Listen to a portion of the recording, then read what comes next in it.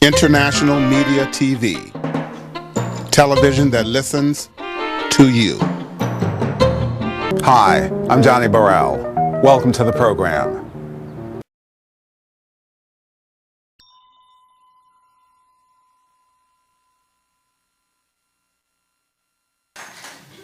As human beings, we all have hidden or unconscious biases. Our keynote speaker, Michael Roosevelt, works to bring these biases to light so everyone is treated fairly. Michael is a senior court services analyst with the Criminal Justice Office of the Judicial Council of California. He teaches judges, and diversity and racial bias is an area that he is an expert in. His most recent workshop is titled From Oscar Grant to Trayvon Martin, a dialogue about race, public trust, and confidence in the judicial system. He understands the problems that we face in the criminal justice system, and he has a lot of solutions. So let's welcome Michael Roosevelt.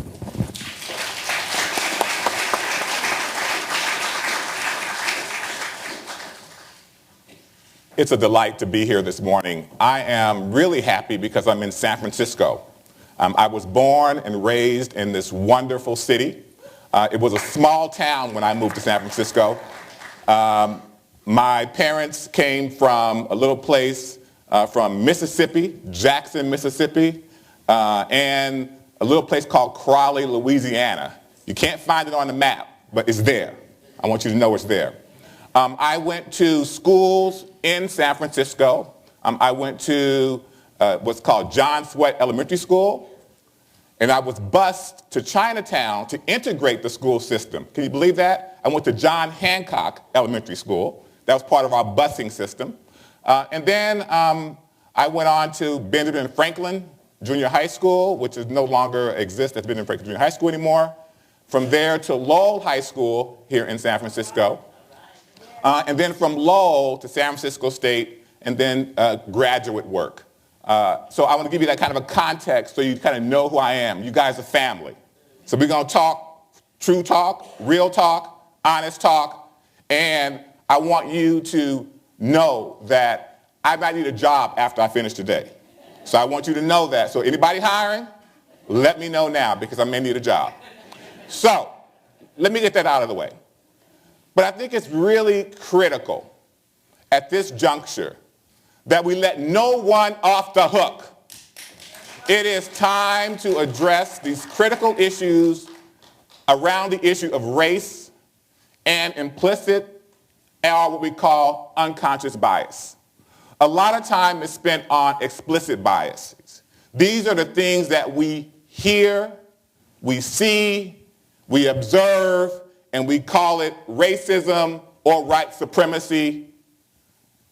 But the fact of the matter is we are all pre-wired, hardwired in our unconscious minds that we are not aware of, that we have those unexpressed in a sort of verbal way, but they get expressed in other kinds of ways. So we're going to dig a little deeper.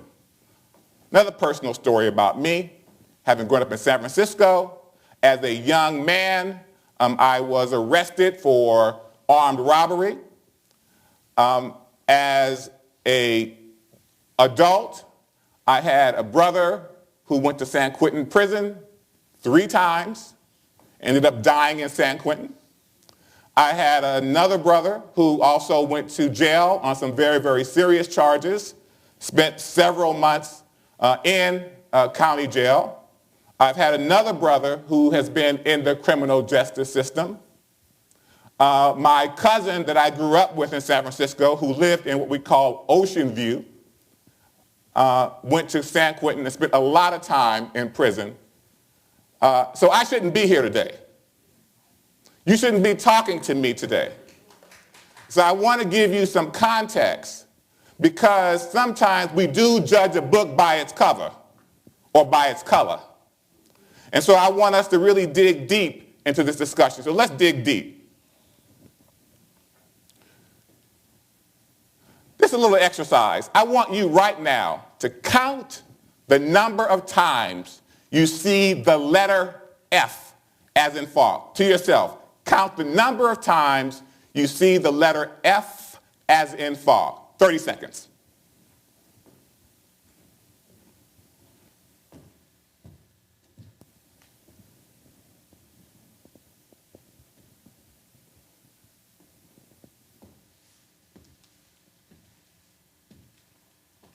All right. Jeff told me you guys were a brilliant group, so I'm ready for you. So how many of you counted just 5? Show of hands. 6, 7, 8, 9, 10. Okay, what you guys smoking? Because you are all over the place. There are approximately 12. How is it that we look at the same thing and we see different things? How is it that the mind that we all share, our brains, engage in a process where we take shortcuts? And bias is a form of taking shortcuts. That we do this all the time without being aware that we are doing it. So many of you did not necessarily, if you see the letter F, you might have missed the one in of, or you might have thought you saw it when you saw the word phone. But we make these very quick associations. And some people just gave up. Look, I'm done with this. But either way we look at it, that we make these shortcuts, we make these decisions, and we do them often based on what we call associations or snap judgments. Now, associations that we make happen very, very quickly.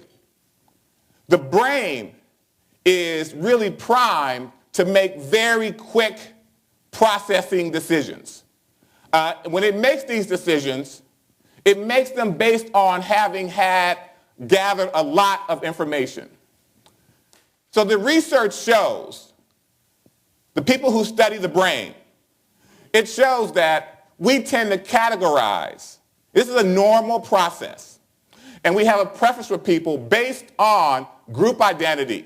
This is a fundamental process that we look at something and we place them in categories. Our ability to categorize is really indispensable. We can't do without it. That we have to find these shortcuts, these ways of constructing our social reality. In a matter of a millisecond, we identify 3 characteristics about a person: race, age, and gender. Very, very quickly, we identify those characteristics about a person. Now, race really is important when it comes to this category, what we call schemas. And schemas basically are our brains kind of encode information about groups of people into our memories, along with favorable or unfavorable impressions, or even values. These are called constructs. Here's a little quote that I'm using because I think it's important. If you have not heard J. Cole's 2014 Forest Hill Drive, stop, download it now. What's the price for a black man's life? I checked the toe tag, not 1 0 in sight. From D'Angelo's, I think the most brilliant piece of music that one has ever heard in my lifetime, wanted a chance to talk, instead we got outlined in chalk. When you make these associations, you impact the lives of people.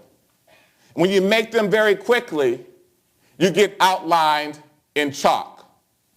There's a consequence of when you just want to talk. Our brains are somewhat like computers. They're not exactly like computers, but they're somewhat like computers.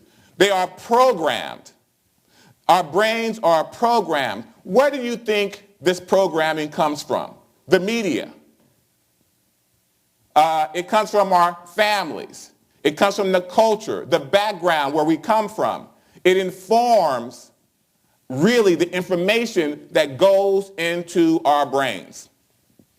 And these encoded information becomes part of the associations that we make about a group of people. So we group them, we categorize them, and this comes out of a place of learned behavior.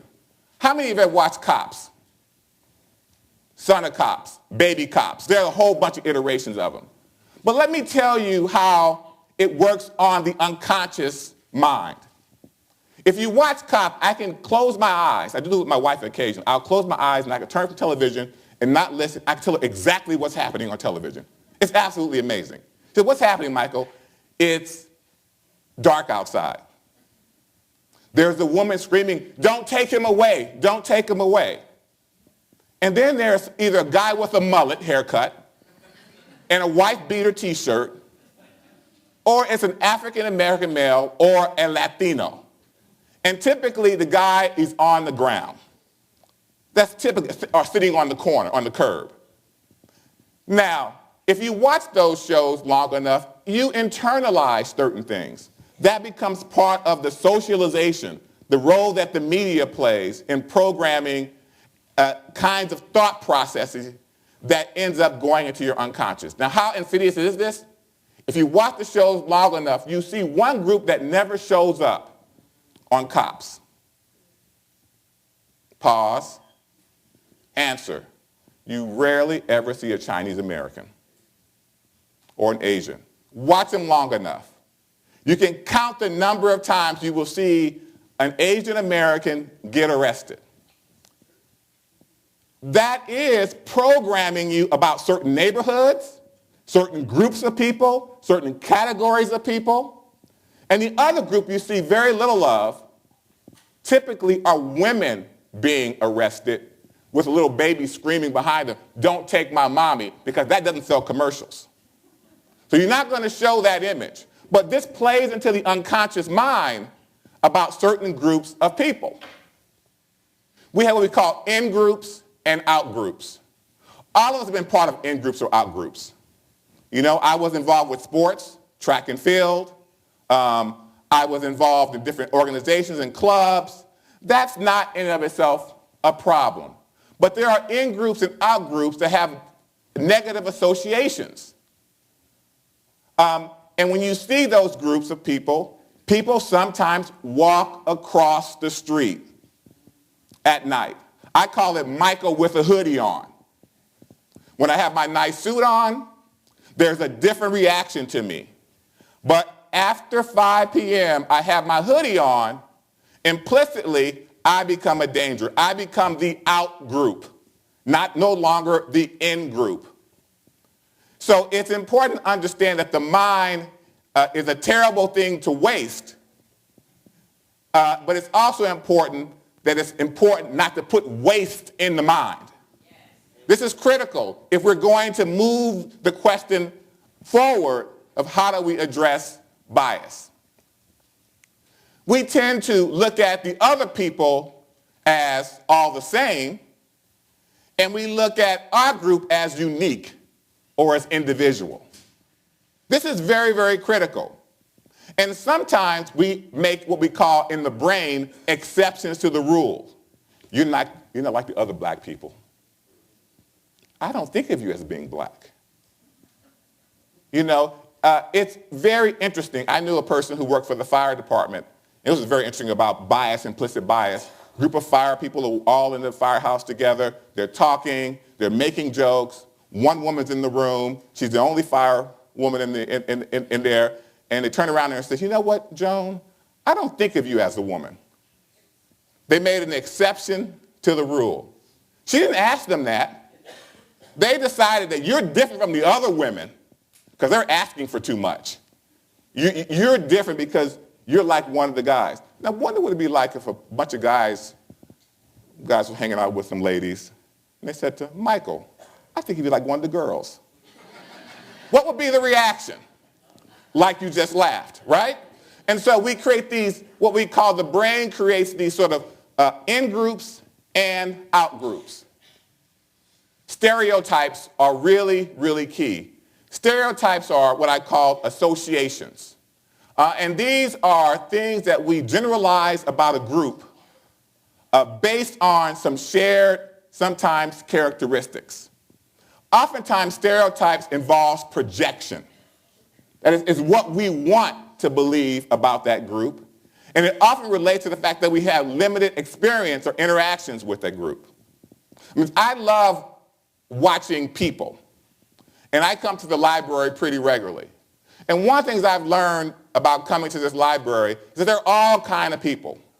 Homeless people, people with money, people who love art, people who love culture. I like that about this library. It's a multicultural place. But one could generalize. Some groups think this library is unsafe. They allow too many of those street people in here. I don't want to come here because they stereotype it. Where I see the diversity, they see a stereotype. They see something that's unsafe. They don't want to be in this place. How many of you have stereotypes? Show of hands. Thank God we have some honest people. Because we all have stereotypes. They are part of our, in a sense, DNA being in this culture, being in the world that we interact with. And so understanding that we all have stereotypes, clearly things must be done about them. But these stereotypes can be dangerous.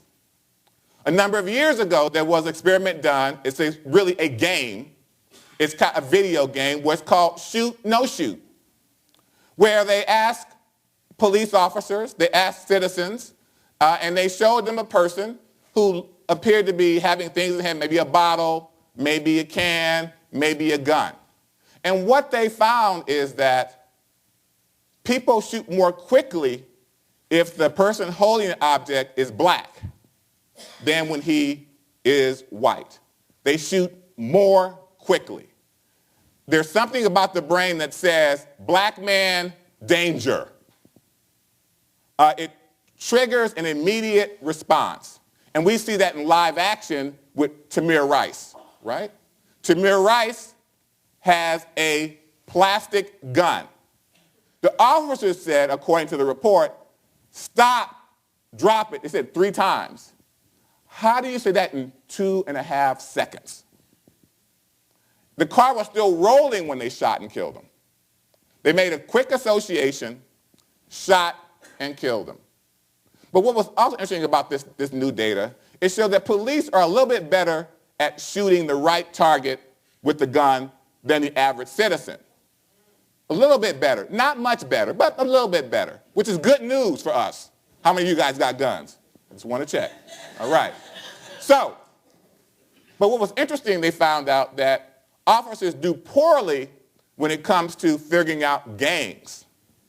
They tend to shoot more quickly and inaccurately when they're in an area that is sort of gang related. Interesting. So, how do they learn this? Target practice. They've been associated, they have learned through target practice. This came from Florida. You may have heard about this, how they train their officers. They actually use live, real black people, the photos of African Americans, to practice shooting targets. This came out a few months ago, and it created a media storm. And what did the department say? We're going to change our policy. But you haven't rewired the brain. You can change the policy, but you haven't rewired the brain. This is significant because the only reason it became public is because one of the persons who was identified in one of these mugshots, his sister was in the military. And she somehow saw this, was shocked. Said, that's my brother. What is he doing up there? So if you have cops who've been trained for years and years and years on shooting real black bodies, the association to shoot, and it's deadly, and it's quickly. It happens quickly. We also know that the darker you are, the more time you get in jail and or prison. They have found that the more Afrocentric features you have, the broader nose, thicker lips, brow, damn, look like me, huh? That the more likely you are to get more time in jail, in prison, just based on your skin color. This work has been done by the MacArthur Genius Award winner, Jennifer Eberhardt at Stanford University. She does substantial work in this area, and she calls her researchers, are you death worthy? And she says, when it comes to death penalty cases, she studied them, the darker you are, the more likely you are to get the death penalty. And so understanding this is critical that if you don't change the mindset, the moving that brain to looking at people differently, you're going to have, one, more deadly shootings of African American men. Men are going to get more time in prison. Implicit bias basically is this. They really don't change no matter how smart you are. You can be a genius, you can be brilliant, and still have bias. Give you an example. Many years ago, HP created a camera that they added to their computer. And this camera would follow you. If you were looking at it, it would follow you, which is a great idea for a camera, right? You're on your computer, and it would follow you. What they discovered later was it wouldn't follow black faces, because they had not considered black people that would buy their product, that would actually move. I guess they thought we would always be like this. So it never showed us moving. And so what I'm getting at is that this implicit bias, doesn't matter how smart you are, it still impacts outcomes. We know this about the brain as well. We tend to be influenced more by, and it's really interesting. It depends on context. That if we know we are in a certain neighborhood, we are more prone to be ready to shoot. If we know we're in a certain kind of environment, we're more prone to act in a certain, more aggressive way. And so we call this affective realism. Finally, we talked about some of the disparities in San Francisco, and this is not unconscious bias. This is San Francisco Police Department bias. This is explicit bias. These are the actual transcripts, recordings, actual police officers exchanging on the public dime, talking about fellow officers and calling African Americans monkeys. Now, one would say this wouldn't happen in San Francisco. Well, let me tell you, it happens in San Francisco. That's not implicit bias, but it comes from a place where they learned unconsciously to devalue groups of people. And one quote they had was so offensive about Yolanda Williams, I won't even read it. I'm going to read it. Yes. Fucking nigger. Now, this is a colleague. And so to feel like you can express that form of racism and bias and there'll be no accounting for it is important. We're talking about bias. We've got to be honest here.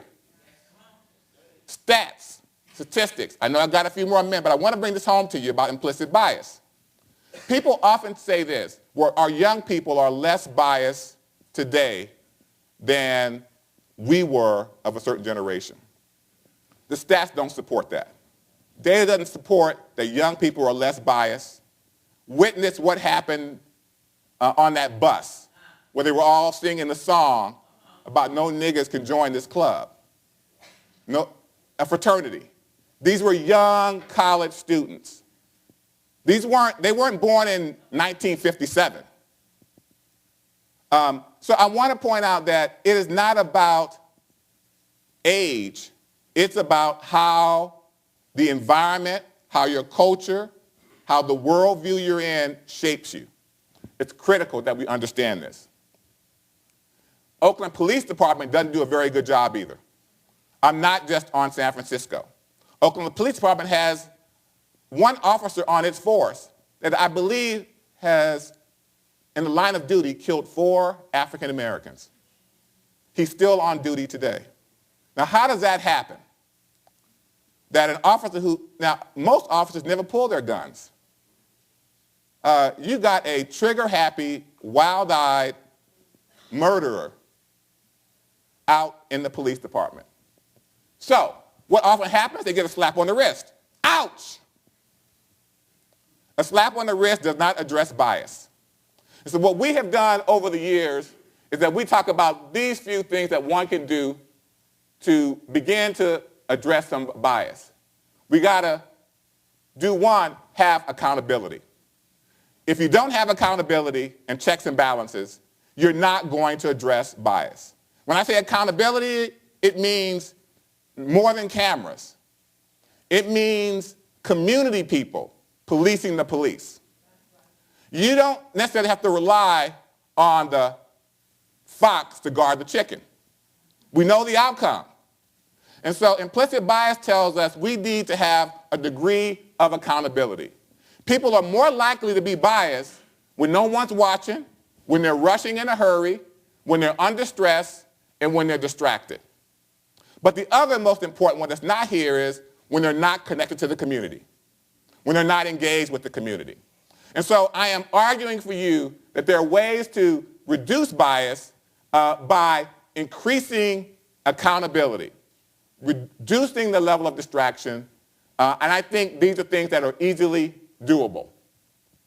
So we're going to go through these very quickly. I train judges, and my time is up, but I will talk more about the training of judges a little bit later. But what's important about judges? Judges don't operate from an emotional place. They operate from the law and the facts of the law. But judges are human beings. Judges bring their own biases. Judges come from various perspectives. And what I have found with judges is that they want to be fair, but they have to be given the tools in order to be fair. And so in judicial training, working with judges, we do a lot of training, what we call new judge orientation. They get a week-long focus, at least 2 days focused on learning about unconscious bias. They get that now in California.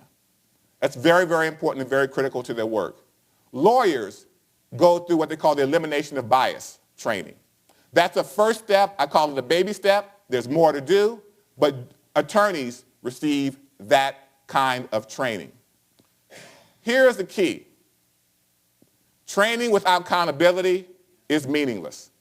So I'm arguing that the key to training is evaluation scientifically to look at, you've done this training, do we have different results? We don't have different results, then we have to revisit what the training has or has not accomplished. Thank you. I'm a commander with the San Francisco Police Department. I've been employed here for 25 years. I took the test for the police department 26 years ago, maybe a little bit longer. And one night, prior to getting in the police department, I was going through the testing process. I was driving my friends to a nightclub, hang out, do our thing. The designated driver program had just started, and yours truly was a designated driver. Went to the club, had a great time. Club closed down at a little after 1:30, stopped serving drinks and shut completely down at 2 a.m. As we were leaving the parking lot, we were blocked by another car, and we started to honk at the car. As we honked at the car, the guy blasted his radio, was playing some explicit lyrics, and we kept honking. He finally pulled out of the parking lot after a San Jose officer got behind us and lit our car up with the red and the blue lights.